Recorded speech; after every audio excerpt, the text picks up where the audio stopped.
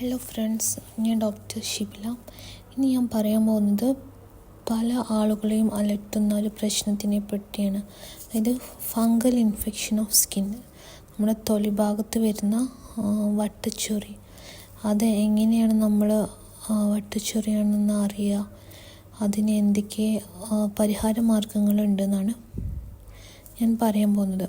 Fungus എന്ന് പറഞ്ഞാൽ നമ്മുടെ വായുവിലും മണ്ണിലും കാണപ്പെടുന്ന ഒരു ടൈപ്പ് അണുക്കളാണ്. ഇവർ മെയിനായിട്ട് ചൂടുള്ളതും നനവുള്ളതുമായിട്ടുള്ള ശരീരത്തിൻ്റെ വിവിധ ഭാഗങ്ങളിൽ ഈ അണുബാധ ഉണ്ടാക്കുന്നു. അപ്പോൾ എക്സാമ്പിളായിട്ട് പറയുകയാണെങ്കിൽ നമ്മുടെ കാലിൻ്റെ ഇടയ്ക്ക്, കാലിൻ്റെ വിരലുകൾക്ക് ഇടയ്ക്ക്, പിന്നെ തുടയിടുക്കിൽ, തൊലിമടക്കുകളിൽ, കൈക്കുഴി, ആ ഭാഗങ്ങളിലൊക്കെ ധാരാളമായിട്ട് വളരാൻ സാധ്യതയുണ്ട്. എങ്ങനെയൊക്കെയാണ് ഇത് നമുക്ക് പെട്ടെന്ന് വരുന്നത്, നമ്മുടെ ബോഡിയിൽ ഇവർ എങ്ങനെയാണ് പെട്ടെന്ന് എൻറ്റർ ചെയ്യുന്നത്? ഒന്നാമത് നമ്മൾ ഇത് പെട്ടെന്ന് സ്പ്രെഡ് ചെയ്യുന്നതാണ്. അപ്പോൾ നമ്മുടെ ഫ്രണ്ട്സിനോ അല്ലെങ്കിൽ വീട്ടിൽ ആർക്കെങ്കിലും ഇതുണ്ടെങ്കിൽ അവരെന്തെങ്കിലും സാധനങ്ങൾ ഉപയോഗിക്കുകയോ അവരുമായി കോണ്ടാക്റ്റ് വന്നാൽ നമുക്കിത് പെട്ടെന്ന് നമുക്കും വരാൻ ചാൻസ് ഉണ്ട്. പിന്നെ ഹെയർ ബ്രഷറുകൾ, അതുപോലെ മലിനമായ വസ്തുക്കൾ ഉപയോഗിക്കുന്നത് വഴി മൂലം ഇങ്ങനെ വരാൻ ചാൻസ് ഉണ്ട്. പിന്നെ പബ്ലിക്കായിട്ടുള്ള ചില സ്ഥലത്ത്, അതായത് ജിമ്മ്, സ്വിമ്മിംഗ് പൂള്, ഇവിടെ ഇങ്ങനത്തെയുള്ള പൊതു ഇടങ്ങളിൽ നിന്നും വരാൻ ചാൻസ് ഉണ്ട്.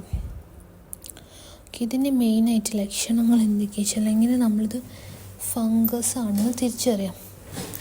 ഇത് ഏകദേശം ഒരു റൗണ്ടായിട്ടായിരിക്കും ഇത് കാണപ്പെടുന്നത്. ഈ ചിത്രത്തിലുള്ള പോലെ റൗണ്ടായിട്ടാണ് കാണുന്നത്. നല്ലോണം ചൊറിച്ചിലുണ്ടാവും. പിന്നെ കാലിൻ്റെ ഇടയ്ക്ക് വരുന്നതാണ് അത്ലറ്റ്സ് ഫുഡ് എന്ന് അതിന് പറയുക. അതായത് 2 കാൽവിരൽക്കിടയിൽ വെള്ള പാട പോലെ കിട്ടിയിട്ടുണ്ടാവും. ഇത് ഫംഗസിൽ തന്നെ ഒരു ഈസ്റ്റ് വിഭാഗത്തിൽപ്പെട്ട അണുബാധയാണ്. പിന്നെ അസഹ്യമായ ചൊറിച്ചിലായിരിക്കും, നമുക്ക് എപ്പോഴും ഭയങ്കര ചൊറിച്ചിൽ. പിന്നെ ഇവിടെ വിയർപ്പ് കൂടുമ്പോൾ ആ സ്ഥലത്ത് കൂടുതൽ ചൊറിച്ചിലും അനുഭവപ്പെടും. ഇത് പല ടൈപ്പിലുണ്ട്. പല ഫംഗസിൽ തന്നെ പല ടൈപ്പ് ഫംഗസ് ഓരോ ഭാഗത്ത് എഫക്റ്റ് ചെയ്യുന്ന. ഇപ്പോൾ ടീനിയ പെഡിസ് എന്ന് പറഞ്ഞാൽ കാലിൽ എഫക്റ്റ് ചെയ്യുന്നതാണ്. ടീനിയ ക്രൂറിസ് എന്ന് പറഞ്ഞാൽ തുടകൾക്ക് ആ ഭാഗത്തുണ്ടാകുന്ന ഫംഗസിനെയാണ് പറയാം. ഓക്കെ, ഇനി ഇത് നമ്മൾ മെയിനായിട്ട് ഒരു ഡോക്ടറിന് എങ്ങനെ കണ്ടുപിടിക്കാത്തതാണ് ഫംഗസ് എന്ന് എങ്ങനെ തീരുമാനിക്കാൻ പറ്റുക വെച്ചാൽ, നമുക്ക് അത് ആ ലേശം നോക്കുമ്പോൾ തന്നെ നമുക്ക് മെയിനായിട്ട് അറിയാൻ പറ്റും അതിൻ്റെ ആകൃതിയും അത് എവിടെയാണ് കാണപ്പെടുന്ന ആ ലൊക്കേഷൻ വെച്ചിട്ട് നമുക്ക് ട്രേസ് ചെയ്യാൻ പറ്റും. പിന്നെ പുതുതായിട്ടുള്ള ലാബോറട്ടറിയിൽ അതിന് സ്ക്രാപ്പിങ്സൊക്കെ ഉപയോഗിച്ചിട്ട് നമുക്ക് മൈക്രോസ്കോപ്പ് കൂടെ നോക്കിയാൽ നമുക്ക് ഫംഗസിനെ കാണാൻ പറ്റും. ഓക്കെ, ഇനി മെയിനായിട്ട് എങ്ങനെയാണ് നമ്മളിതിനെ ട്രീറ്റ് ചെയ്യുക? അതായത് ട്രീറ്റ്മെൻറ്റിൻ്റെ പ്രധാന ഉദ്ദേശം എത്രത്തോളം അത് സ്കിന്നിനെ എഫക്റ്റ് ചെയ്തിട്ടുണ്ട്, അത് പിന്നെയും അതിൻ്റെ റിക്കറൻസ് എങ്ങനെ അവോയ്ഡ് ചെയ്യുക എന്നുള്ളതാണ് ട്രീറ്റ്മെൻറ്റിൻ്റെ പ്രധാനമായിട്ടുള്ള കാര്യങ്ങൾ. പല ടൈപ്പ് അവിടെ ലോക്കലായിട്ട് അപ്ലൈ ചെയ്യുന്ന പലതരത്തിലുള്ള ഓയിൻമെൻറ്റ് ഉണ്ട്. അതായത് ടെർബിനാഫിൻ ഓയിൻമെൻറ്റ്, ക്ലോട്രമസോൾ ഓയിൻമെൻറ്റ് എന്നൊക്കെ പറഞ്ഞാൽ പല ടൈപ്പിൽ ഓയിൻമെൻറ്റ് വരുന്നുണ്ട്. പിന്നെ കുറച്ചും കൂടി കൂടുതൽ വ്യാപിച്ചിട്ടുണ്ടെങ്കിൽ നമ്മൾ മെഡിസിൻസ് എടുക്കണം, ഓറലി മെഡിസിൻസ് എടുക്കണം. ഫ്ലൂക്കനസോൾ, ഇട്രാക്കോണസോൾ എന്ന് പറയും പല ആൻറ്റി ഫംഗൽ മരുന്നുകളുണ്ട്.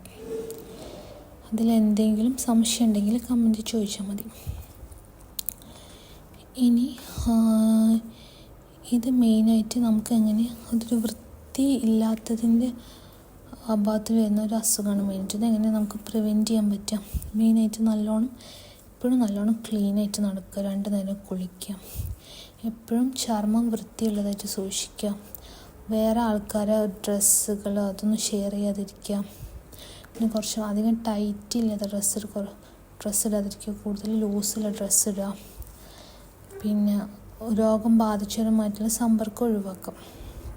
ഇനി ഇനി എങ്ങനെയെങ്കിലും നിങ്ങൾക്ക് അങ്ങനെ ഒരു ചെറിയൊരു ചൊറിച്ചിൽ പോലെ തോന്നുകയാണെങ്കിൽ, ഇപ്പോൾ തൊടടുക്കിലൊക്കെ ചെറിയ ചൊറിച്ചിൽ തോന്നുകയാണെങ്കിൽ പെട്ടെന്ന് ചെയ്യാൻ പറ്റുന്നത് ഒരു ടബ് എടുക്കുക, അതിൽ കുറച്ച് ചൂടുവെള്ളം, കുറച്ച് ഉപ്പും സോക്ക് ചെയ്തിട്ട് അതിൽ കുറച്ച് നേരം ഇരിക്കുക.